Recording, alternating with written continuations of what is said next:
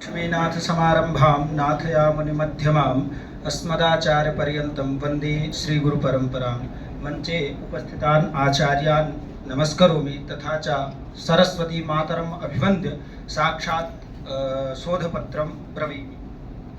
अस्माकं शोधपत्रस्य मुख्यविषयः वर्तते राष्ट्रीय पाठ्यचर्या रूपरेखा NCFSE 2023 परिप्रेक्ष्ये संस्कृत पाठ्यचर्या कथम् अस्ति अस्मिन् विषये चर्चा भविष्यति। तत्र अस्य शोधसारांशः वर्तते प्रस्तुत शोधपत्रस्य मुख्य उद्देश्यं राष्ट्रीय शिक्षानीति 2020 तथा इत्यस्याः दार्शनिक शैक्षिक सिद्धान्तानां प्रकाशे विनिर्मितायाः राष्ट्रीय पाठ्यचर्या रूपरेखायाः NCFSE 2023 परिप्रेक्ष्ये संस्कृत भाषायाः नूतन पाठ्यचर्यायाः गंभीरं विस्तृतं विश्लेषणं वर्तते। अयं शोधः प्रतिपादयति यत् संस्कृतं केवलं प्राचीन ग्रंथ अध्ययनस्य विषयः न अपितु आधुनिक शिक्षा परिसरे तार्किक चिन्तनस्य सृजनात्मकतायाः मूल्य अधिष्ठित जीवन दृष्टेः च सशक्तं साधनं भवितुम् अर्हति। अस्मिन् शोधपत्रे विशेषरूपेण भारतीय ज्ञान परम्परायाः प्रासंगिकता निरूपिता, या संस्कृत माध्यमेन छात्रान् स्वकीयान् शाश्वत वैज्ञानिक सांस्कृतिक मूलेन सह संयोजयति। इयं रूपरेखा ज्ञानस्य समग्रतां पुरस्कृत्य प्राचीन ऋषि प्रज्ञायाः आधुनिक विज्ञानस्य च मध्ये सेतुबन्धनं करोति। अस्यां रूपरेखायां संस्कृत पाठ्यचर्या पंचकोश विकास सिद्धान्ते आधारितत्वेन निरूपिता अस्ति, यत्र छात्रस्य सर्वांगीण विकासः साध्यते। अयं शोधः अनेन शोधेन वयं ज्ञास्यामः यत् NCFSE 2023 इत्यस्य सम्यक् क्रियान्वयेन संस्कृत शिक्षणम् आधुनिक आवश्यकतानुरूपं प्रासंगिकं च भविष्यति। येन भारतं पुनः विश्वगुरुपदे प्रतिष्ठाप्यते। अस्य शोधपत्रस्य प्रमुख शब्दाः सन्ति यस्मिन् शब्दे ध्यानं ध्यातव्यम् अस्ति। तत्र NCF राष्ट्रीय शिक्षा नीति 2020 भारतीय ज्ञान परंपरा पंचकोश विकास त्रिभाषा सूत्रम कौशल विकास च।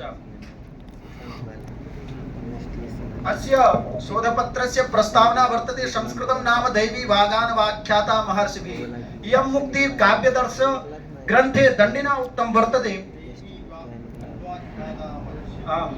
तत्र अत्र वाग शब्दः वर्तते, अनुपसर्गः वर्तते, क्याख्यानि आख्याने धातु वर्तते।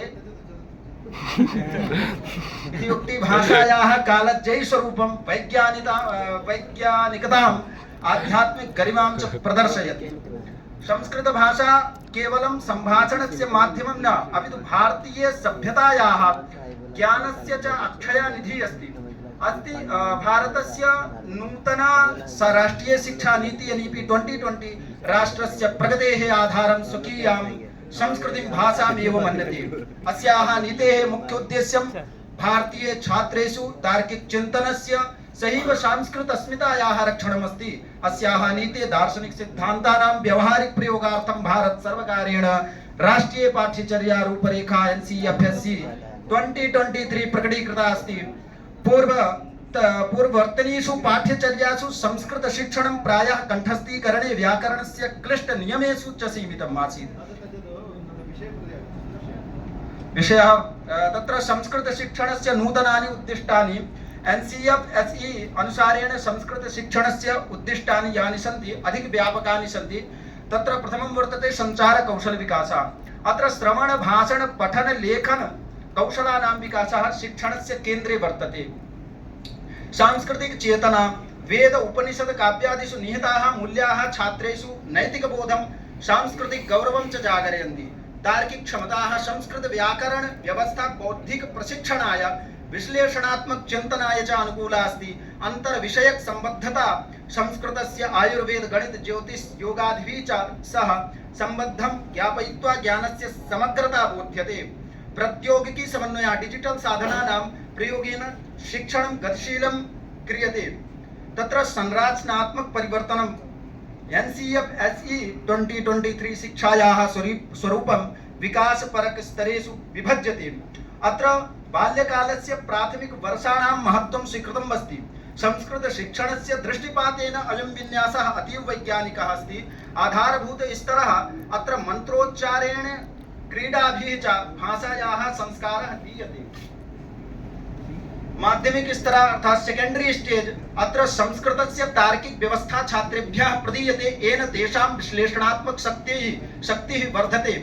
भारतीय ज्ञान परंपरायाः एकीकरणं तत्र NCFSC 2023 केवलं संस्कृत पुस्तकेषु न अपि तु गणित विज्ञान सामाजिक विज्ञान कला पुस्तकेषु अपि भारतीय योगदानस्य समावेशम् अनिवार्यं करोति। उदाहरणार्थं यदा गणित पुस्तकेषु लीलावती सिद्धान्तानां चर्चा, भूगोल पुस्तकेषु प्राचीन भारतीय नक्षत्र विज्ञानादीनां सन्दर्भाः च दातव्याः। अनेन छात्राः सांस्कृतिक हीनता ग्रन्थि मुक्तः भविष्यति। शिक्षक सर थोड़ा और पढ़ ले, इधर जो हमारा पंचकोश विकास है उसको पढ़ना है सर। नहीं सर उसको थोड़ा पढ़ ले, हमारे इसमें लगा है। नेक्स्ट कौन है? तथा NCFSE 2023 तथा च राष्ट्रीय शिक्षा पाठ्यचर्यायाः वर्तते। तस्य मूलाधारः तैत्तिरीय उपनिषदः पंचकोश सिद्धान्तः अस्ति। संस्कृत पाठ्यचर्या छात्रस्य पंचानां कोशानां विकासाय कल्पिताः। तत्र रूपरेखायाः सर्वोपरि वैशिष्ट्यं पंचकोश सिद्धान्तः अस्ति। शिक्षा प्रणाल्याम् अस्य समावेशनं छात्रस्य शारीरिक प्राणिक मानसिक बौद्धिक आध्यात्मिक विकासाय कल्पते। संस्कृत शिक्षणं कथं पंचकोशान् विकसयितुं शक्नोति इति अत्र उल्लिखितं वर्तते। यथा अन्नमय कोशेन किं भवति, शारीरिक विकासार्थं संतुलितम् आहारं व्यायामं च पुरस्कृत्य शरीरमाद्यं खलु धर्म साधनं कर्तुम् इति प्रेरितं भवति। तथा च प्राणमय कोशः मंत्रोच्चारणेन प्राणमयेन च छात्रस्य प्राणशक्तिः वर्धते या मानसिक एकाग्रतायै आवश्यकी भवति। मनोमय कोशः संस्कृत सुभाषितैः कथाभिश्च छात्रस्य मनः शक्तिः नैतिक बलं च संवर्ध्यते। तृतीयमस्ति चतुर्थं विज्ञानमय कोशः व्याकरणस्य सूक्ष्म अध्ययनेन तर्कशक्तिः विश्लेषणात्मक क्षमता च विकसिता भवति। अन्तिमः आनन्दमय कोशः वर्तते। यदा कला संस्कृति अध्यात्म माध्यमेन छात्रः आत्मानन्दं वैश्विक कल्याणाय अनुभूतिं च प्राप्नोति।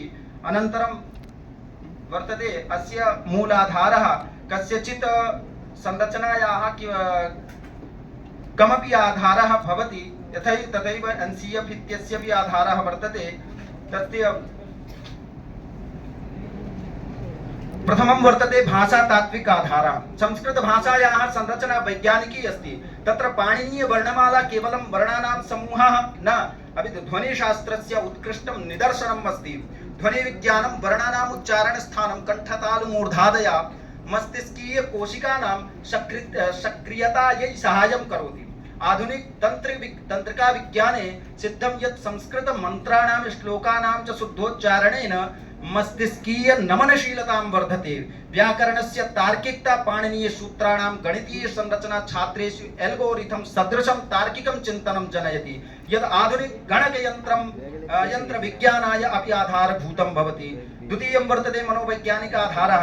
आधुनिक मनोविज्ञाने हार्वर्ड विश्वविद्यालयस्य प्रोफेसर हार्वर्ड गार्डनर महोदयेन बहुबौद्धिकता इति सिद्धान्तः उपस्थापितः, परन्तु अस्य बीजं श्रीमद्भगवद्गीतायाः गुणत्रय विभाग योगे दृश्यते। अस्माभिः त्रिगुण सिद्धान्तः तत्र सत्वरज तमसां प्रभावेण